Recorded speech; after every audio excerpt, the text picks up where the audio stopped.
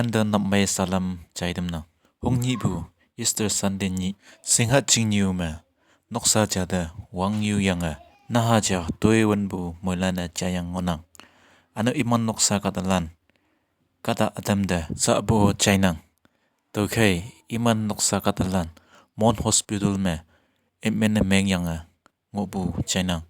Tokay kunyak katalan yoyoy nyoy mengo ya boy iman chingsau jingne iman noksa jingne yupu macam kayo sa tong ngawlanu chaidam nang teni ngai ni social media me while na mengbu video cha moilana chai ngonang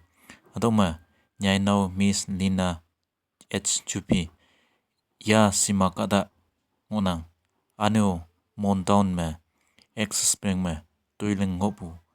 30 March ni mabu ngawlano tuman moilana chayang ngonang sa atangoye yambo mando asam police ay Nagaland police ni say yang yambo mando bu ngonang police lane investigate ne meng yang sa atangoye